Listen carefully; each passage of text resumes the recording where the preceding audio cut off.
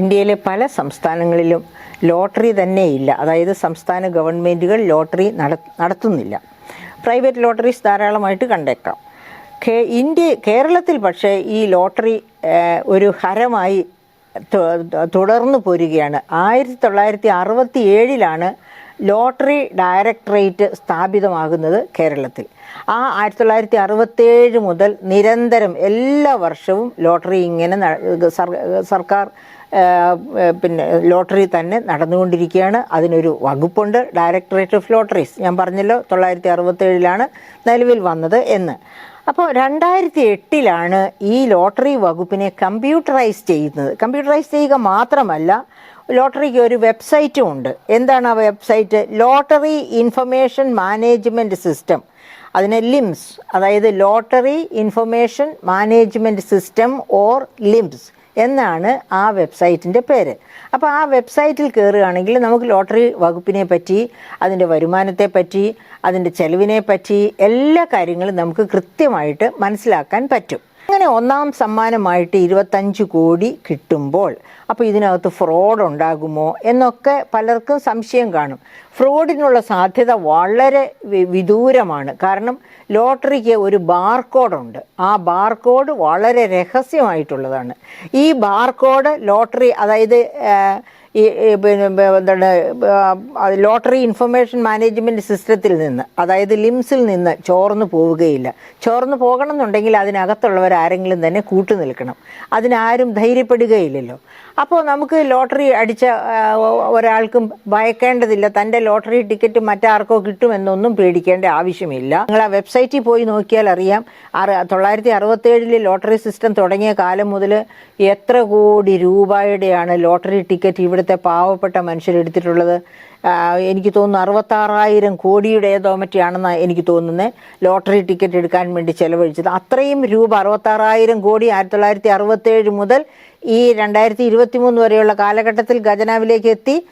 അതുകൊണ്ട് ഒരുപാട് പേർക്ക് ജോലി കിട്ടി. അതായത് ഈ ലോട്ടറി സിസ്റ്റത്തിൻ്റെ ഒരു വലിയ പ്രയോജനം എന്ന് പറയുന്നത് അംഗവിഹീനരും ഒക്കെ ആയിട്ടുള്ള ഒരുപാട് പേർക്ക് തൊഴിൽ നൽകുന്ന ഒരു മേഖലയാണിത്. അതുകൊണ്ടാണ് ഗവൺമെൻറ്റിലേക്കുള്ള നെറ്റ് റവന്യൂ കുറഞ്ഞു പോകുന്നത്.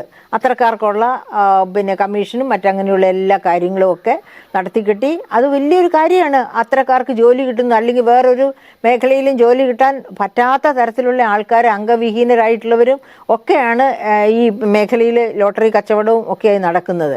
അപ്പോൾ അങ്ങനെ ജോലി കൊടുക്കുന്ന ഈ ഒരു പ്രസ്ഥാനം, ആ പ്രസ്ഥാനത്തിൽ നിന്ന് നമുക്ക് ഒരു ലോട്ടറി അടിച്ചു കഴിഞ്ഞാൽ അതിൽ നിന്ന് എങ്ങനെയാണ് കുറച്ച് പേരെയൊക്കെ സഹായിച്ചു എന്ന് വരാം. പക്ഷേ ആ സഹായത്തിനൊക്കെ ഒരു പരിധി ഉണ്ടാകണം. പരിധി വിട്ടുള്ള സഹായം എങ്ങും എത്തുകയില്ല. നമ്മുടെ കാര്യം തന്നെ ഓർക്കണം. ഞാൻ പറഞ്ഞത് ഈ 67 മുതൽ ഇത്ര വരെ എത്രയോ കോടി പേര്, അതായത് കേരളത്തിലുള്ളവർ തന്നെ ആവർത്തിച്ച് എല്ലാ വർഷവും ഓണം ബമ്പർ എടുക്കുന്നവരുണ്ട്. അങ്ങനെ എത്രയായിരം രൂപ ഓരോ പാവപ്പെട്ട കുടുംബങ്ങളും ലോട്ടറി വകുപ്പിന് കൊടുത്തിട്ടുണ്ടെന്നറിയാമോ? പക്ഷേ അവർക്കൊന്നും ലോട്ടറി അടിച്ചിട്ടില്ല. അപ്പോൾ ലോട്ടറി അടിക്കുന്നത് ഒരു വർഷത്തിൽ ഒരുത്തിന് മാത്രമാണെന്ന് ഓർക്കണം. ആയിരക്കണക്കിന് കോടിക്കണക്കിന് പേര് ടിക്കറ്റ് എടുത്താൽ ഒരാൾക്കാണ് ലോട്ടറി അടി. അങ്ങനെ കിട്ടുന്ന പൈസ അത്ര തന്നെ കൃത്യതയോടെ ചെലവഴിക്കാനും നമ്മൾ വളരെയധികം ശ്രദ്ധിക്കണം. അപ്പോൾ അങ്ങനെ ഈ ലോട്ടറി അടിച്ചവൻ ആ പൈസ വളരെ നന്നായിട്ട് ഒരു ചാർട്ടേഡ് അക്കൗണ്ടൻ്റെ സഹായത്തോടു കൂടി എങ്ങനെ ചെലവഴിക്കണം, വീട്ടിലുള്ള അത്യാവശ്യമായിട്ട് ഏറ്റവും അടുപ്പമുള്ളവരുമായിട്ട് ആ കാര്യങ്ങളൊക്കെ പങ്കുവച്ച് ഇൻകം ടാക്സ് റെസീറ്റ് വളരെ കൃത്യമായിട്ട് സൂക്ഷിച്ച് ആ രസീതും കൊണ്ട് വേണം ഈ പണം എവിടെ ഡെപ്പോസിറ്റ് ചെയ്യാൻ പോയാലും പോകാനായിട്ട്. വീണ്ടും പലിശ കൊടുക്കാതിരിക്കാനാണ് ഞാനിത് പറയുന്നത് കേട്ടോ. അല്ലെങ്കിൽ നിങ്ങൾ 50,000 കൊണ്ട് ഒരിടത്ത് ചെല്ലുമ്പോൾ ആ ബാങ്ക് അതിൻ്റെ പലിശ ചോദിക്കും. അങ്ങനെയൊക്കെ ഉള്ള അപ്പോഴൊക്കെ ഇത് പലിശ കൊടുത്ത് എല്ലാം കഴിഞ്ഞ് കിട്ടിയതാണെന്ന് പറയണം. അങ്ങനെ പറയുമ്പോൾ പോലും ഒരു കാര്യം കൂടി ഞാൻ നിങ്ങളുടെ ശ്രദ്ധയിൽ കൊണ്ടുവരികയാണ്. അതായത് ഇതിപ്പോൾ ഓഗസ്റ്റ് മാസമേ ആയിട്ടുള്ളൂ, സെപ്റ്റംബർ മാസമേ ആയിട്ടുള്ളൂ. ഇനിയും ഈ ഫിനാൻഷ്യൽ ഇയർ കഴിയാനായിട്ട് 5-6 മാസം കിടക്കുകയാണ്. അപ്പോൾ പുതിയ ഈ ഫിനാൻഷ്യൽ ഇയർ തീർന്ന് പുതിയ ഫിനാൻഷ്യൽ ഇയർ തുടങ്ങുന്നതിന് മുൻപ് ഇൻകം ടാക്സോ മറ്റു വകുപ്പുകളൊക്കെ അവരുടെ അക്കൗണ്ട്സൊക്കെ സെറ്റിൽ ചെയ്യുന്ന സമയത്ത് ചിലപ്പോൾ നിങ്ങൾക്ക് കിട്ടിയ ഈ പണത്തിൽ ഇനിയും ചെറിയ പലിശ പോലെയുള്ള പ്രശ്നങ്ങളൊക്കെ ഉണ്ടായെന്ന് വരാം. അപ്പോൾ ഇനി ഒരു പലിശ ഇതിൽ കൊടുക്കേണ്ടി വരില്ല എന്ന് ധരിച്ചിരിക്കരുത്. ഒരു പക്ഷേ ചില പലിശകളൊക്കെ, അതായത് ഈ നിലവിൽ നിൽക്കുന്ന ധനവർഷം തീരുകയും പുതിയ ധനവർഷം തുടങ്ങുകയും ചെയ്യുന്ന ആ സമയത്ത് ചിലപ്പോൾ ചില കണക്കുകൂട്ടലുകളിലൊക്കെ എന്തെങ്കിലും പൊരുത്തക്കേടുകളൊക്കെ കണ്ട് ചിലപ്പോൾ കുറച്ച് പൈസയും കൂടി കൊടുക്കേണ്ടി വന്നേക്കാം. അങ്ങനെ വന്നാലും ആശങ്കപ്പെടേണ്ട കാര്യമില്ല.